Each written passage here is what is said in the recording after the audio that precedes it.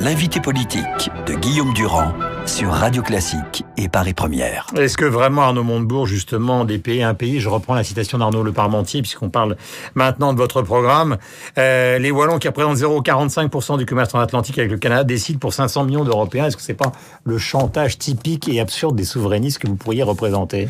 Non.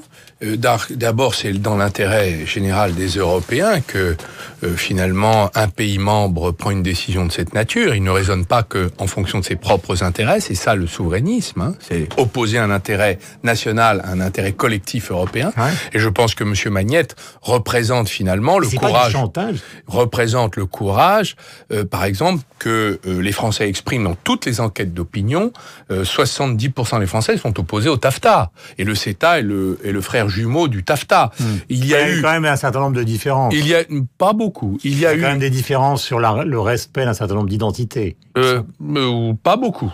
Et d'ailleurs, les 50 000 tonnes de viande bovine qui vont inonder notre marché avaient été demandées par le Royaume-Uni, qui est sorti depuis de l'Union européenne. Donc on est en droit quand même de se poser de lourdes questions sur ce CETA. J'ajoute que les enquêtes qui ont été faites par la Commission européenne ont eu 97% d'avis défavorables de la part des citoyens. Donc aujourd'hui, le libre-échange, tel qu'il est organisé systématiquement dans les politiques commerciales de l'Union européenne, est pour moi caduque. Vous savez pourquoi ? Parce que toutes les grandes puissances mondiales, continentales, États-Unis, Chine, sont des puissances protectionnistes. Et nous avons le devoir de nous mettre à réciprocité de leurs comportements économiques. Voilà. C'est juste cela le sujet. Et Magnette a parfaitement raison d'avoir pointé ce. Donc il n'y a pas de chantage. Question, est-ce que vous êtes favorable au Brexit des Anglais ? Montebourg... Je pense que c'est regrettable que nous soyons dans un processus de dislocation. Mais en même temps, nous voyons bien que à chaque fois qu'on cherche à réformer l'Union européenne, tout en proclamant son adhésion à la construction européenne, c'est le cas des Français il y a 10 ans. Vous les comprenez ? Je les comprends, je les respecte déjà. Les Anglais ont pris. Est-ce que vous les comprenez ? Est-ce que vous les approuvez ? C'est pas pareil. Ce n'est pas la même chose. Non, je ne les approuve pas. Je pense que cela va leur coûter cher d'avoir pris cette décision.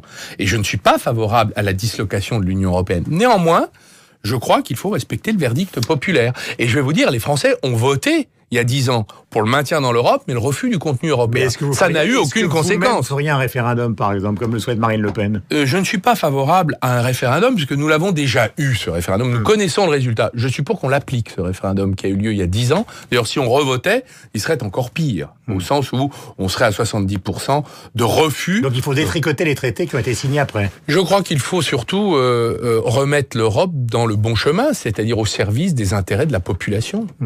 Et non plus au service des intérêts d'une minorité, j'allais dire, oligarchique, comme tel est le cas aujourd'hui dans l'Union européenne. Si tout le monde fonctionne comme Magnette, c'est la destruction. Vous avez à la fois les crises internationales, les crises migratoires, un problème de leadership, un problème d'armée, il n'y a pas d'armée européenne, un problème de diplomatie, il n'y a pas de diplomatie européenne. Si en plus on défait ce qui a été construit quand même par un homme de gauche en 92, c'est-à-dire la monnaie et l'économie, il va rester plus rien. D'abord, je ne dirais pas que qu'il faut défaire ce qui a été construit il y a 20 ans. Je pense que l'Europe doit évoluer en fonction des besoins de la population. Et aujourd'hui, l'Europe, elle a été incapable de nous sortir de la crise. Elle aggrave la situation et nous y enlise. Elle est incapable de gérer la crise migratoire. Elle est incapable de satisfaire les aspirations populaires. D'accord, mais vous la réformez comment ? Eh bien, il va falloir s'y mettre. Personne ne l'a fait lorsque François Hollande... Mais ça, c'est ce que dit Nicolas Sarkozy. Je m'enferme dans une pièce avec les dirigeants européens et on va en sortir quelque chose. Mais il ne l'a pas fait. Pas davantage vers François Hollande, quand dans son discours du Bourget, il dit « Fort du mandat des Français, j'irai renégocier ». Il n'a même pas ouvert le chapitre et le livre de la renégociation avec Mme Merkel. Mais renégocier quoi exactement ? Mais parce que vous avez compris que les Français ne sont pas d'accord avec ces traités. Et c'est leur liberté. C'est leur choix. Et il n'y a pas que les Français qui sont en désaccord. Écoutez, monsieur Durand, le sujet n'est pas un référendum national. Le sujet si c'est la proposition de Marine Le Pen, 30%. Mais et vous faites un référendum et après on a déjà voté, ça n'a eu aucune conséquence. Je préfère qu'on s'attelle à donner une conséquence. Je viens de vous répondre déjà 2 fois que je n'approuve pas cette stratégie. Je vous explique, si je peux le faire, qu'il s'agit en vérité de travailler à modifier le contenu européen. Nous sommes sur des règles anachroniques, obsolètes et fixistes. Je préfère que nous fassions des choix politiques dans l'Union européenne plutôt que nous appliquions aveuglément des règles stupides et absurdes. D'accord, voilà. Mais vous êtes dans un système de concurrence politique, puisqu'on est dans une élection présidentielle. On pourrait avoir une réflexion type Collège de France sur l'Europe. Là, on est dans une compétition sur le même registre que vous. Vous avez Dupont-Aignan, évidemment beaucoup moins puissant que vous pour l'instant. Vous avez Mélenchon, un peu plus puissant que vous si on en croit les sondages. Et Marine Le Pen, beaucoup plus puissante que vous si on en croit les sondages. Vous avez aussi Sarkozy, Matteo Renzi, le SPD allemand, vous avez la moitié de tous les pays, vous avez les Espagnols, et même Monsieur Rajoy était sur une position anti-austéritaire. Ah bah ça, c'est le choix c'est son choix. Et alors ? Mais vous avez quand même beaucoup de monde en Europe. Il s'agit bien de voir que l'Union européenne est en train de partir à volo. J'ai plusieurs questions. Je fais une petite parenthèse par Juppé et je reviens donc au programme. Vous l'avez beaucoup combattu au moment justement des fameux procès qu'il concernait. Est-ce que vous considérez que ces condamnations le discréditent ? Parce que vous avez été quand même violent à l'époque. Écoutez, j'étais avocat à l'époque. D'accord. J'étais avocat, je faisais mon travail. Non mais est-ce que d'après vous, concourir est une possibilité pour lui ? Il a été condamné par la justice. D'accord, mais est-ce que c'est la question ? Et il a payé. Il a été donc il a le droit. Privé. Il a d'abord le droit.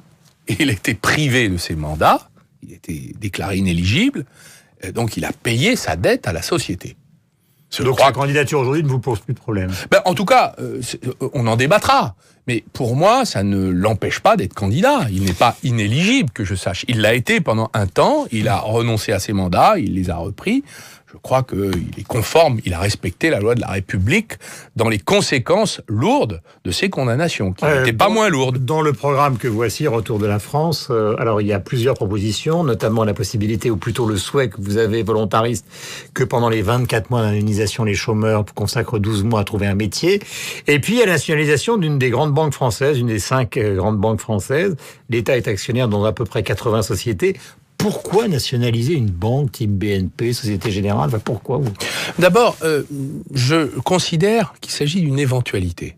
Je dis ce que nous avons à faire, c'est remettre le crédit au service de l'économie réelle. Aujourd'hui, entre 60 et 80% du bilan des banques est consacré à des activités de marché, plus l'activité de crédit.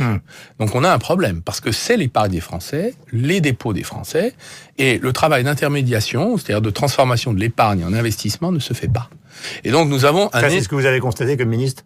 Je l'ai constaté tous les jours, tous les Français le constatent. Les patrons de PME, moi j'ai pas traversé le désert pendant 2 ans sabbatiques, j'ai traversé l'économie française. Et dans les PME, les start-up, chez les commerçants, les artisans, le crédit est difficile pour accéder. Les grands groupes, d'ailleurs 92% du quantitative easing de la Banque Centrale Européenne a été adressé aux sociétés cotées, c'est-à-dire celles qui n'en ont finalement pas besoin et qui peuvent se financer sur le marché sans difficulté.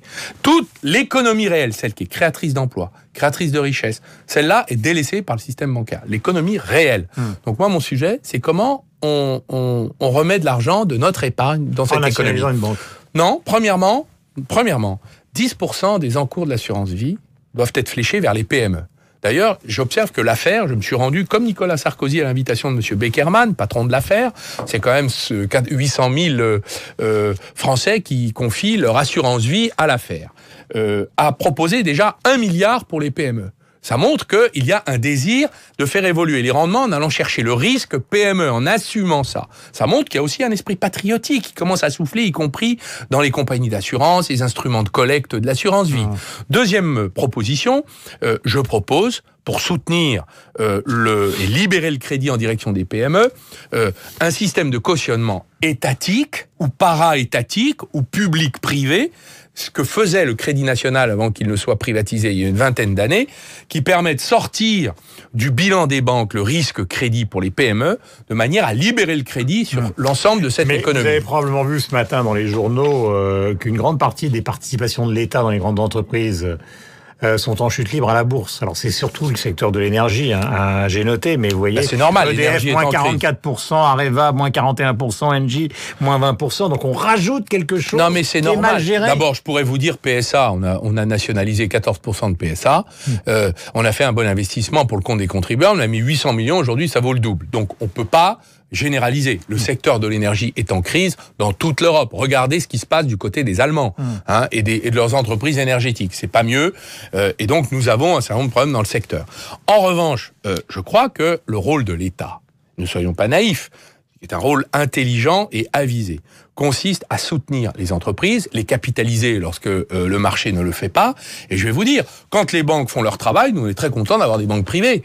Si les banques ne font pas leur travail, il va bien falloir à un moment ou un autre qu'on reprenne la main. Mais dans le combat dans la nation contre, disons, une certaine forme de mondialisation, est-ce que vous considérez que Renault, par exemple, qui est aidé par Nissan et qui va peut-être devenir le premier constructeur mondial, est bien géré? Je soutiens Renault, en effet. Est-ce que Carlos Ghosn fait son boulot? S'il n'était ses affaires de salaire, je considère que c'est un capitaine d'industrie extraordinaire.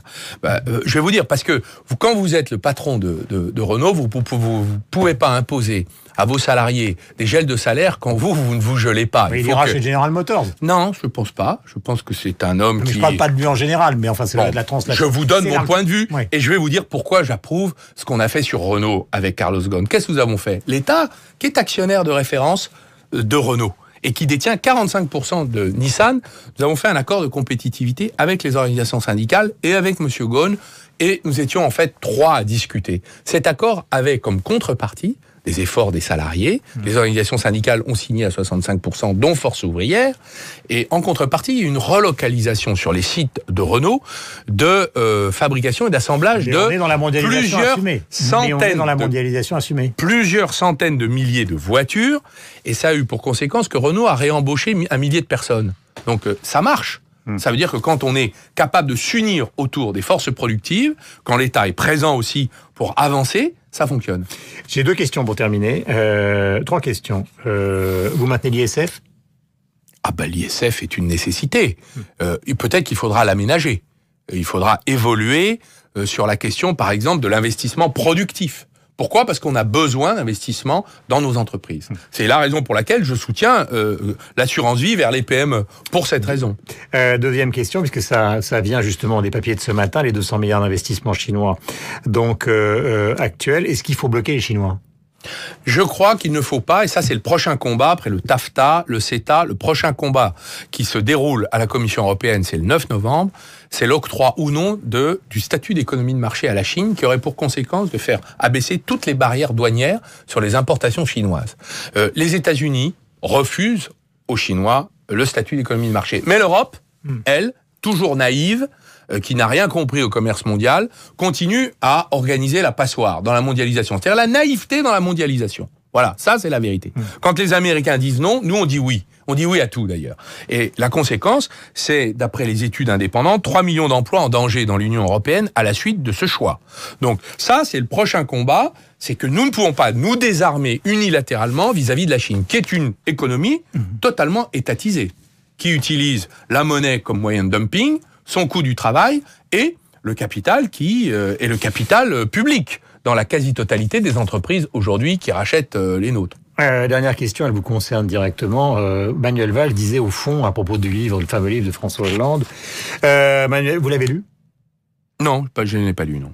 Il disait au fond, ce qui est privé doit rester privé, et une des grandes bataille des Français à l'égard des politiques, c'est justement l'exposition de la vie privée. Ça a été le cas avec Nicolas Sarkozy, ça a été le cas avec François Hollande, et on a beaucoup parlé à un moment aussi de votre vie privée. Est-ce que vous pensez que c'est un handicap?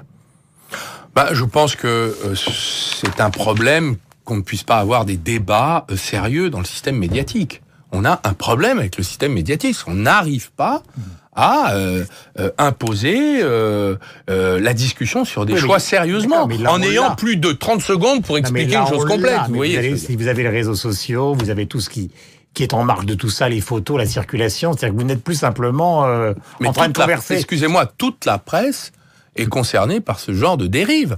Donc nous n'arrivons pas à structurer un débat politique dans le système médiatique. Moi, c'est ça mon problème. Le reste, on défend et on protège autant qu'on peut. Et les 66 000 J'ai toujours gagné mes procès. Et les 66 000 chômeurs, c'est une bonne chose pour Hollande ou finalement c'est anecdotique? Mais c'est une bonne chose pour les Français, les 66 000 personnes qui ont retrouvé un travail.